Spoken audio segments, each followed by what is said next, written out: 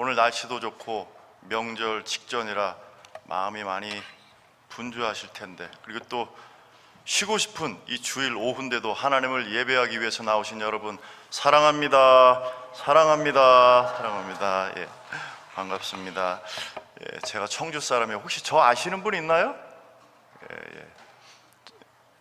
영운동에서 태어나서 고등학교까지 자랐습니다. 예, 저희 아버지가 통합 측 청남교회에서 40년 목회하시고 은퇴하신 지가 한 17년 되셨네요. 예. 무엇보다도 저희 장인 장모님이 여기 동북교회 최재신 장로님이 신신자 장로님이라 저희 장인 장모님 아시는 분이 많이 있을 것 같습니다. 아무튼 청주 우암교회, 말로만 듣던 우암교회에 와서 하나님의 말씀을 전할 수 있어서 참 기쁩니다. 교회에서 가장 많이 사용하는 말 중에 하나가 할렐루야일 것입니다. 시편에도 자주 나오고 우리가 부르는 찬송가 또 성가 합창곡에도 할렐루야라는 말이 많이 나오죠. 그리고 예배 시간에도 서로 자주 사용합니다. 또 어떤 교회는 인사말이 아예 만날 때마다 전화할 때마다 할렐루야입니다. 어떤 분은 마트에서 계산하기 위해서 줄 섰는데 자기가 손줄이 제일 빨리 앞으로 나가면 할렐루야 외치기도 합니다. 뭐 그럴 수 있다 생각을 하는데, 실제로 어떤 분은 교회 주차장에서, 여기도 저도 주차하려다 보니까 부딪히기가 쉽더라고요. 교회 주차장에서 어느 차를 긁었는데 들키지 않게 해주신 하나님께 감사한다며 할렐루야를 외친 분이 있어요. 여러분, 할렐루야가 무슨 뜻이죠? 너희는 여호와를 찬양하라 라는 명령입니다. 오늘 시편 111편은 하나님을 찬양하라는 명령으로 시작을 합니다. 그런데 명령한다고, 말한다고 다 순종하나요? 그랬다면 매일 하나님의 말씀을 듣는 저와 여러분은 예수님처럼 변했게요? 그리고 우리의 자녀는 부모가 원하는 완전한 자녀, 100% 훌륭한 자녀가 될게요? 말한다고 다 순종하는 것이 아닙니다. 때로는 꾸짖는다고 해서 내가 원하는 대로 그 사람이 다 행동하는 것은 아닙니다. 제가 전에 섬겼던 교회에서 찬송가 88장을 불렀어요. 내 진정 사모하는. 그런데 그날따라 교인들 표정이 굉장히 너무 무거운 거예요. 그래서 제가 반주자 보고 끊으라고 했어요. 아니, TV에 나와서 500만 원, 1000만 원 상금 탄 사람도 그렇게 기뻐 뛰며 좋아하는데 구원의 은혜를 받은 사람이 이렇게 찬양해야 되겠습니까? 다시 한번 힘차게 1절부터 찬양합시다 했더니 분위기가 어땠을까요? 맞아 이렇게 하면 안 되지. 그래서 열심히 찬양을 했을까요? 안타깝게도 더 분위기가 무거워지죠. 꾸짖는다고 해서 내가 말하는 대로 행동하는 것이 아닙니다. 내가 먼저, 교회 지도자가 먼저 모범을 보여야 됩니다. 다른 사람이 전심으로 찬양하기를 원하면 내가 먼저, 교회 목사님, 전도사님이 먼저, 우리 찬양대원이 먼저 모범을 보여야 돼요. 다른 사람이 성경 읽기를 원한다, 내 자녀가 성경 읽기를 원한다면 부모가 먼저 성경 읽는 모범을 보여야 되죠. 오늘 시편 111편의 기자는 찬양하라고 명령할 뿐만 아니라 내가 모범을 보이겠다고 결심을 합니다. 우리 성경을 펴놓고 계세요. 111편 1절 말씀 다시 다 함께 읽겠습니다. 할렐루야. 내가 정직한 자들의 모임과 회중 가운데에서 전심으로 여호와께 감사하리로다. 아멘. 시편 기자처럼 우리 성가대원들은 찬양의 모범을 보이는 자가 되어야 됩니다. 찬양하라 선포하고 명령할 뿐만 아니라 내가 먼저 전심으로 찬양하는 모범을 보여야 됩니다. 이 성가 합창곡을 부를 때뿐만 아니라 다 함께 찬송할 때에도, 찬송가를 부를 때뿐만 아니라 CCM을 부를 때에도 전심으로 찬양하는 모범을 보여야 됩니다. 예. 우리 성가대원 여러분은 자기 얼굴에 책임을 질 수 있어야 돼. 이게 무슨 말이냐면, 뭐 젊은 사람만, 예쁜 사람만 뭐 대원이 될 수 있나? 뭐 잘 꾸미고 오라는 얘기인가? 이런 얘기가 아니라 성령으로 충만한 자의 얼굴로 찬양할 수 있어야 됩니다. 목소리와 표정은 그 사람의 건강 상태를 나타내주는 지표입니다. 마찬가지로 찬양 소리와 찬양할 때의 표정을 보면 그 영혼의 건강 상태를 느낄 수 있습니다. 제가 오늘도 저희 교회 대원들에게 마치 꾸중하듯이 얘기했어요. 너무 표정이 어두운 분이 있습니다. 제가 지휘자로서 가장 힘든 거 두 가지가 있어요. 하나는 무책임하게 지각결석하는 분, 하나는 무표정한 분 보고 지휘하는 것. 그분 보고 있으면 저 얼굴도 굳어지는 것 같아요. 그런 분을 보면은 저분은 지금 전심으로 찬양하고 있나? 찬양하는 게 기쁘고 행복한가? 감사한가? 이런 의문이 들 때가 자주 있어요. 얼굴 표정을 보고 지금 누가 성령으로 충만하고 누가 그렇지 않은지 객관적으로 판단하기는 어렵지만 적어도 성령으로 충만한 사람이 하늘의 영광 무표정하게 찬양하지는 않을 거예요. 누구보다 자기 자신이 잘 알 겁니다. 찬양할 때 내 마음에 기쁨과 감사가 있는가? 없다면은 여러분이 하는 것은 찬양이 아닐 수 있습니다. 그저 연주일 수가 있습니다. 예수님을 바라보면서 전심으로 찬양하는 모습을 물론 우리가 회중 보라고 찬양하는 건 아니지만 회중이 그걸 느낄 수가 있어야 됩니다. 찬양하는 모습만 봐도 은혜 받아요, 이런 얘기를 우리 회중으로부터 들으실 수 있어야 돼요. 서울의 한성교회라고 찬양 사역으로 아주 유명한 교회가 있습니다. 저희 학생과 함께 이 교회를 탐방을 했는데 한성교회는 전임 찬양 인도자가 3명 있거든요. 근데 정기적으로 이 찬양 인도자들을 평가해서 점수를 냅니다. 크게 3가지 그 범주가 있어요. 영성, 스킬, 태도. 영성에 관련된 4가지 항목만 여러분에게 말씀드립니다. 첫째, 열정. 찬양에 대한 진정성과 열정이 느껴지는가? 두 번째, 감화력. 음성에 감화력이 있는가? 세 번째, 충만함. 따뜻하고 온화한 표정인가? 네 번째, 몰입력. 청중이 예배에 몰입하도록 찬양하는가? 해서 전 교역자가 한 분을 놓고 10가지 질문에 대해서 평가를 하고 어느 전도사님 97.2, 어느 전도사님 92.4 그래프로 다 결과를 작성한 것을 저에게 보여주더라고요. 만약에 여러분 한 분 한 분이 이렇게 평가를 받으신다면, 교인들로부터 평가를 받으신다면 몇 점이나 받으실까요? 여러분은 찬양에 대한 진정성과 열정이 있나요? 있나요? 여러분의 음성에는 감화력이 있나요? 여러분의 표정은 따뜻하고 온화한가요? 여러분이 먼저 예배와 찬양에 몰입하시나요? 우리 성가대원은 찬양에 진심이어야 됩니다. 방송을 보면 먹는 것에 진심인 분이 있죠. 여러분 중에도 이런 분이 있을 거예요. 어디 대전 쪽에 맛있는 음식을 하는 식당이 있다. 한두 시간 차 타고 가서 먹고 돌아오는 분, 심지어 외국의 어느 식당에 그 음식을 먹기 위해서 연예인 중에서는 가서 그 음식을 먹고 바로 돌아오는 분이 있어요. 그리고 한 끼 식사를 어느 분에게 대접하기 위해서 며칠 동안 여기저기서 좋은 식자재를 사오고 며칠 동안 음식 준비하기도 합니다. 그런 분들은 말합니다. 한 끼를 먹어도 제대로 먹어야죠. 한 끼 식사에도 진심이면 이 정도인데 주일 예배에 진심이 되려면 우리는 어떤 자세로 임해야 될까요? 주일 찬양에 진심이 되려면 우리는 어떻게 준비해야 될까요? 얼마나 준비해야 될까요?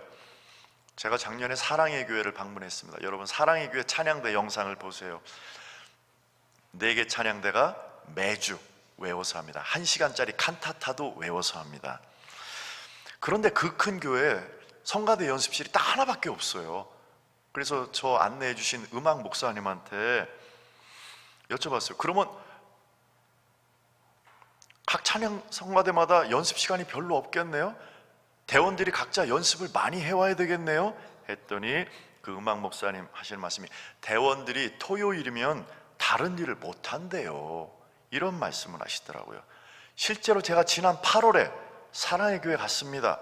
그래서 성가대원 여러분을 만나서 여쭤봤더니 특히 알토 파트는 소프라노랑 달리 외우기가 힘들기 때문에 월요일부터 계속 음원을 들으면서 악보 보면서 연습하신답니다. 어떤 분은 얘기해요. 토요일에는 아예 밖에 나가기가 싫어요. 이런 얘기를 하시더라고요. 주일에 부를 3, 4분짜리 찬양을 위해서 어쩌면 다시 안 부를 노래이고 곧 잊어버릴 텐데도 그렇게 시간 낭비를 합니다. 그분들이 시간이 많아서 그럴까요? 음악성이 부족해서 그럴까요? 아니면 다 사례비를 받는 분들이라 그럴까요? 아닙니다. 한 번 찬양을 해도 제대로 하고 싶어서 그런 겁니다. 제가 지휘하는 성가대 지금 56명 정원입니다. 보통 한 50명 정도 서는데요. 저희 성가대에도 이렇게 시간 낭비하는 분이 있어요. 어떤 권사님 6, 7년 전부터 매주 외워서 하세요. 혼자. 코로나 기간에 평균 한 30명 정도 섰는데 오히려 그 기간에 연습 시간도 짧은데 외워서 하는 분들이 점점 늘어나서 30명 중에 10명 이상이 악보를 안 들고 일어나더라고요. 어떤 분은 우스갯소리를 얘기해요. 책 들기가 힘들어서 아예 외워버려요. 악보가 잘 안 보여서 차라리 외워버려요. 이런 분들은 요즘처럼 바쁜 시대에 시간 낭비를 하는 것 같지만 그것은 하나님을 찬양하기 위한 것이니까 고귀한 시간 낭비입니다. 하나님을 진심으로 찬양하기 위해서 시간을 쓰는 것이기 때문에 낭비라고 말할 수 없습니다. 우리 성가대원 여러분, 매주 암기해서 부르지는 못하더라도 찬양의 진심인 대원이 되어야 합니다. 예배의 진심인 우리 모두가 되어야 합니다. 그런데 우리가 주일에 성령으로 충만해서 찬양하려면 평소에 하나님을 만나고 찬양하는 삶이 중요합니다. 평일에는 하나님과 교제하지 않고 평일에는 소리내어서 찬양하지 않다가 주일 연습실에 와서야 드디어 소리내서 찬양한다? 그분이 과연 하나님의 임재 속에서 찬양을 할 수 있을까요? 주일만 되면, 예배당에만 들어오면, 연습실에만 들어가면 성령에 사로잡혀 찬양할 수 있다고 누가 얘기를 한다면 그 사람은 위선이거나 정신 이상입니다. 그럴 수가 없어요. 참된 찬양, 참된 예배는 진공 상태에서 이루어질 수가 없습니다. 한 주간 어떻게 살았느냐가 그 사람의 주일 예배, 찬양의 반영이 됩니다. 그 사람의 찬양 소리, 표정에 드러날 수밖에 없어요. 그렇기 때문에 우리는 매일 하나님과 친밀한 교제의 삶을 살아서 언제 어디서나 준비기도, 준비찬양 이런 거 필요 없이 하나님의 임재 속으로 쑥쑥 빠져들 수 있어야 됩니다. 하나님의 은혜, 십자가, 주가 돌보시네 이런 말만 들어도 자연스럽게 누가 길게 설명해 주지 않더라도 금방 아멘 감사합니다 하며 깊이 있는 기도와 찬양 속으로 들어갈 수 있어야 됩니다. 오늘의 시편 기자는 1절에서 1절 다시 한번 보시면 감사하리로다 라고 결심을 하죠. 여기서 감사하다라고 번역된 야다라는 히브리어는 감사하다, 찬양하다, 고백하다 라는 뜻을 가지고 있습니다. 이 단어는 하나님의 성품과 행위를 공개적으로 고백하거나 선포할 때 사용됐습니다. 이 단어를 통해서 우리가 알 수 있는 것은 찬양은 하나님이 누구이시고 무슨 일을 행하셨는가에 대한 공개적인 고백이요 선포라는 것입니다. 그렇기 때문에 우리는 하나님이 어떤 분이시고 어떤 일을 행하셨는지를 분명하게 알고 찬양해야 됩니다. 우리가 성가 합창곡을 부르던 찬송가를 부르던 CCM을 부르던 찬양의 대상, 찬양의 내용, 찬양의 이유가 분명해야 됩니다. 여러분은 하나님을 왜 찬양하십니까? 제가 몇몇 분들에게 물어보지는 않겠지만 생각을 해보세요. 내가 하나님을 찬양하는 가장 큰 이유는 무엇일까? 제가 전에 전라북도 익산에 있는 교회에서 사역을 했는데 토요일 저녁이면 찬양팀 연습을 했어요. 찬양팀은 5명, 한 분 한 분에게 물어봤어요. 집사님은 하나님을 찬양하시는 가장 큰 이유가 뭐예요? 했는데 5분 중에 4분이 제가 생각지 못했던 대답을 했어요. 찬양할 때 은혜 받기 때문에요. 찬양할 때 마음이 평안해지기 때문에요. 찬양할 때 하나님의 임재를 느끼기 때문에요. 여러분 중에서도 이런 대답을 하실 분이 있을지 모르겠어요. 여러분, 이건 주객이 바뀐 거예요. 은혜 받기 위해서 찬양합니까? 마음이 평안해지기 위해서 우리가 예배합니까? 찬양의 이유는 우리 감정의 만족이 아닙니다. 찬양의 이유는 하나님의 성품과 행위 때문이어야 됩니다. 하나님이 거룩하시기 때문에, 전능하시기 때문에, 신실하시기 때문에, 자비가 무한하시기 때문에, 하나님이 우리의 창조자요, 구원자요, 통치자요, 우리의 인도자요, 목자요, 치유자요, 아버지, 위로자이시기 때문에 우리는 하나님을 찬양하는 것입니다. 찬양은 하나님께 대한 공개적인 고백이요 선언입니다. 그래서 하나님의 은혜와 사랑을 깨달아서 감사와 감격을 가지고 확신 있게 고백을 해야 됩니다.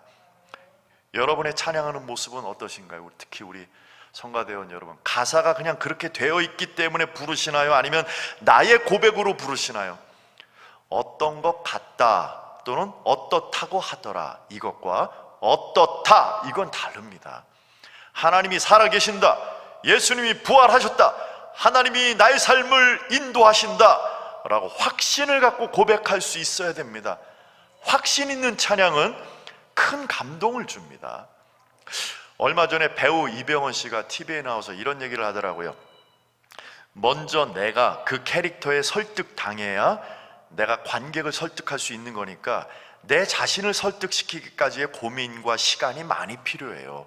내 자신이 설득이 안 되면 관객들을 절대로 설득을 못 시켜요. 이런 얘기를 하더라고요.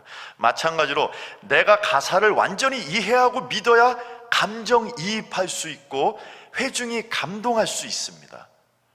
여러분, 오늘 태산을 넘어 이 찬양 가사를 숙지하셨나요? 가사를 숙지하지 못하고 가사가 내 고백이 되지 못한다면 회중이 어떻게 감동할 수 있나요? 회중 감동하라고 찬양하는 건 아니지만 연기는 가짜입니다. 이병헌 씨가 연기를 잘하지만 연기는 가짜예요.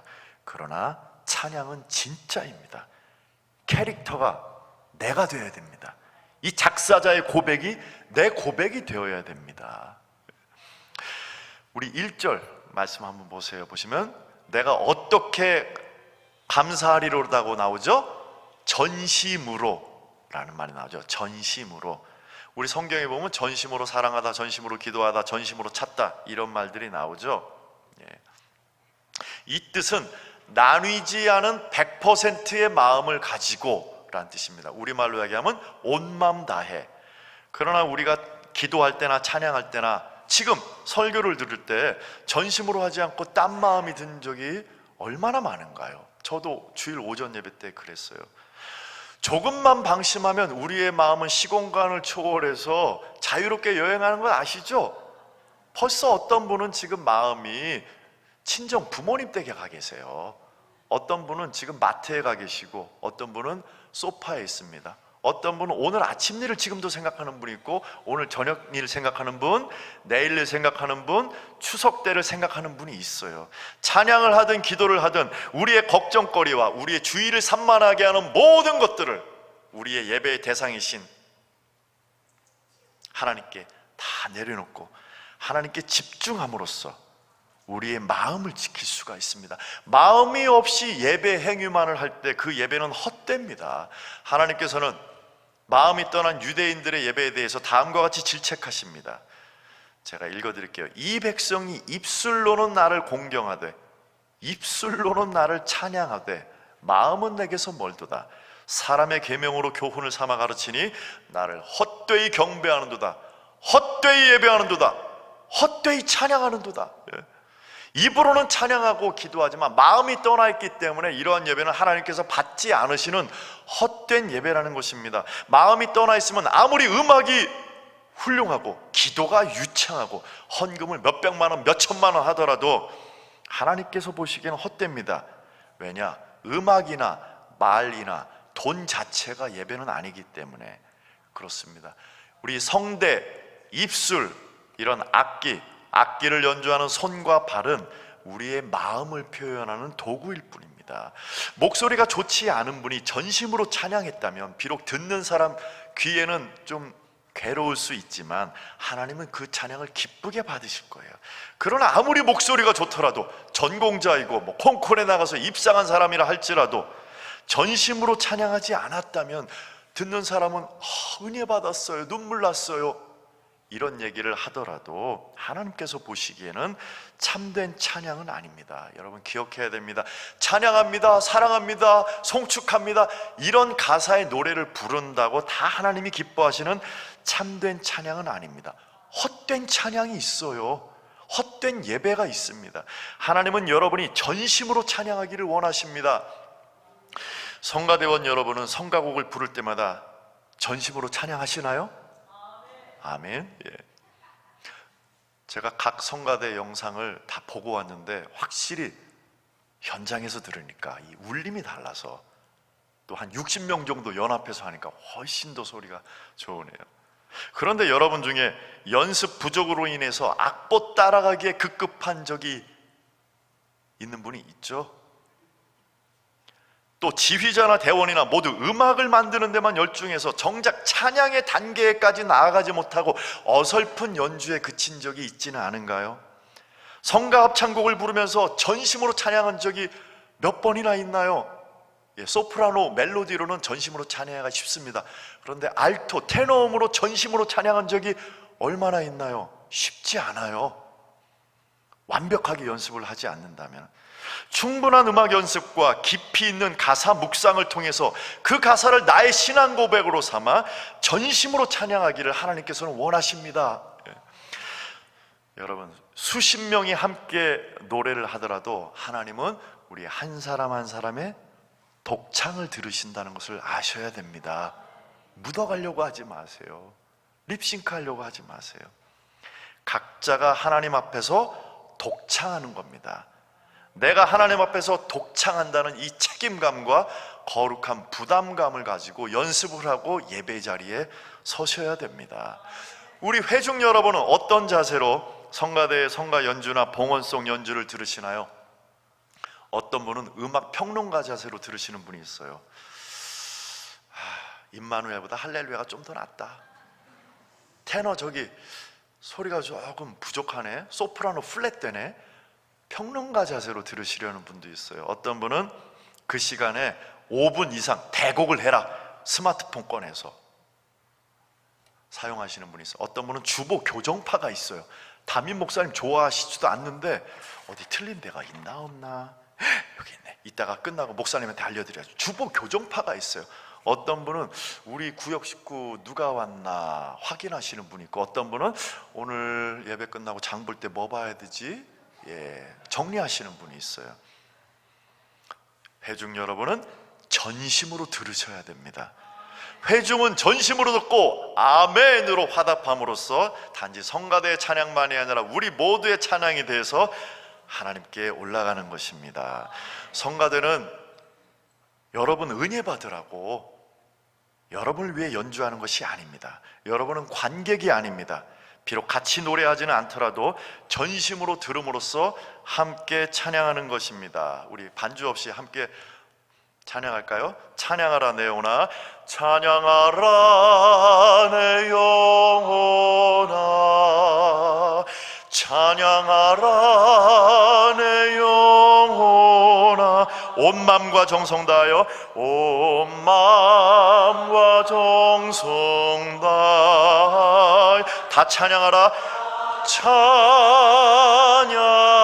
찬양하라 주님의 높고 위대하심을, 주님의 높고 위대하심을 내 영혼이 찬양하네. 주님의 높고 위대하심을 내 영혼이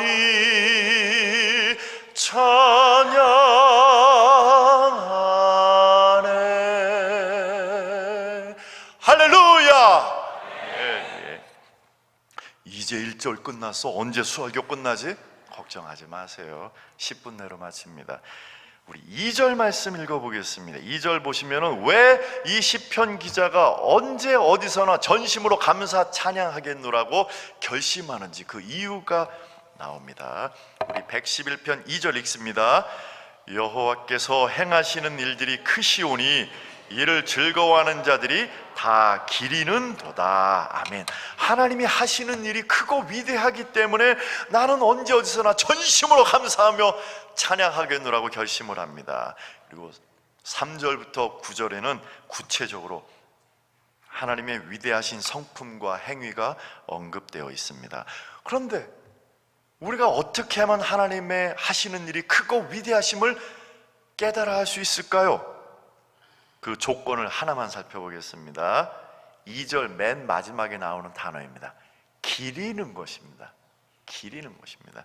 여기서 기린다라고 번역된 히브리어 동사는 자주 드나들다, 찾다, 탐구하다, 요구하다, 문의하다 라는 뜻을 지니고 있는데, 우리말 성경 대부분의 성경을 보면은 본문에서 이 단어를 연구하다라고 번역을 했어요.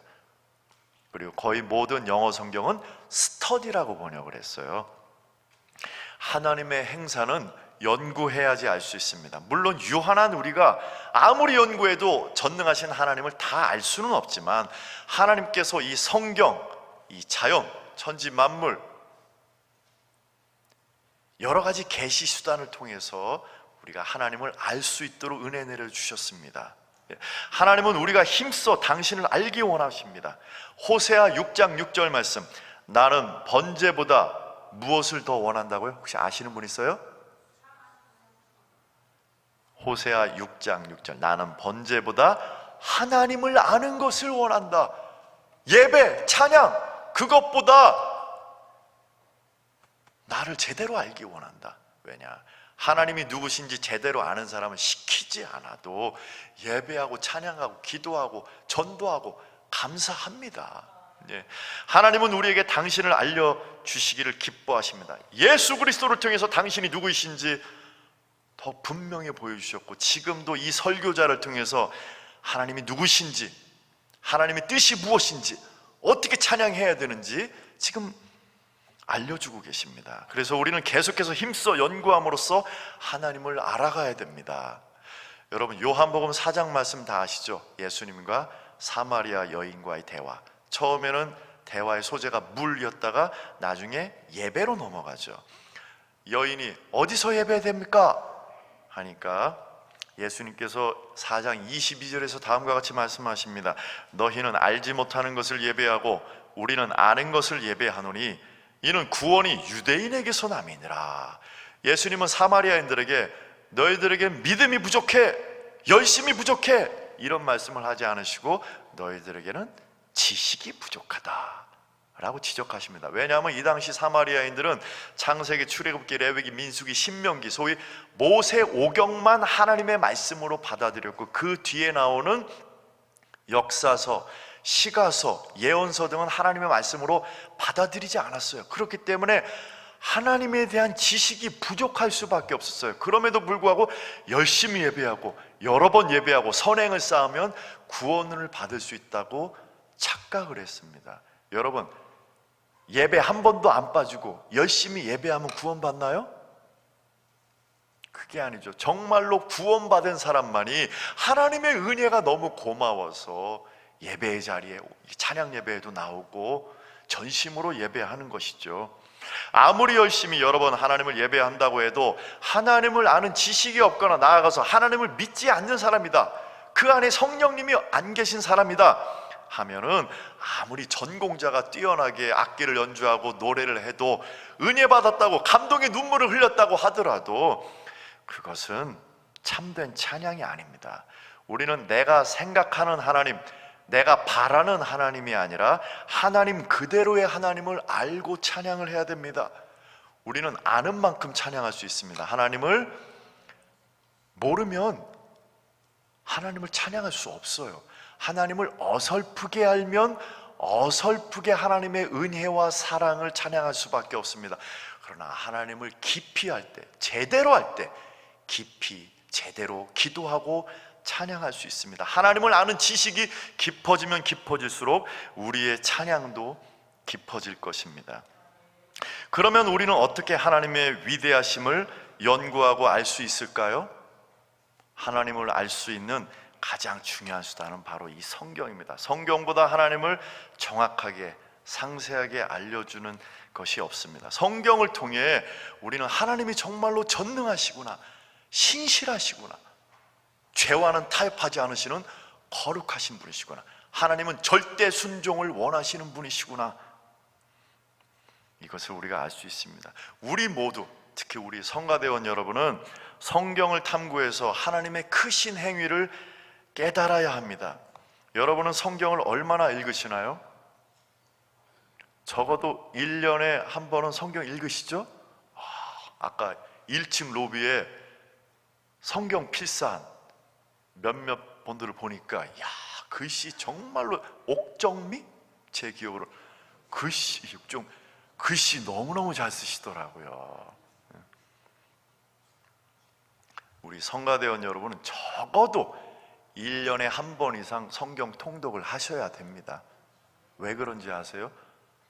성경을 읽지 않고, 어쩌면 여러분 중에 성경을 제대로 한 번도 통독 안 해보신 분이 있을지 모르겠어요. 그분은 신기하면서도 불안불안해요. 그분은 어떻게 성경을 읽지 않고 하나님을 알 수 있을까? 하나님을 제대로 알지 못하는데 어떻게 이 생과 내 생을 그 하나님께 맡긴다고 할 수 있을까? 큰 고난이 찾아오면 그분이 과연 그럼에도 불구하고 하나님을 믿는다고 믿음의 길을 걸어갈 수 있을까? 성경을 읽어야 하나님을 알 수 있습니다. 하나님이 누구신지를 알아야 제대로 찬양할 수 있습니다. 오늘이 9월 24일이죠. 오늘부터 내년 9월까지 적어도 성경을 한 번 읽는다 결단을 하세요. 그리고 시편은 별도로 한 달에 한 번씩 읽으세요. 오늘이 24일이죠. 24편, 54편, 84편, 114편, 144편. 저는 이렇게 시편을 읽고 있어요. 이러면 시편을 한 달에 한 번씩 또 추가로 읽을 수 있습니다. 시편은 기도의 책이자 찬양의 책입니다. 어떻게 찬양해야 되는지를 배울 수 있습니다.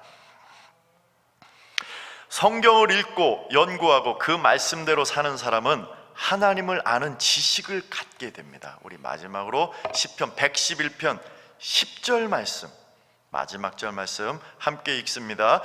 여호와를 경외함이 지혜의 근본이라 그의 계명을 지키는 자는 다 훌륭한 지각을 가진 자이니 여호와를 찬양함이 영원히 계속되리로다. 아멘.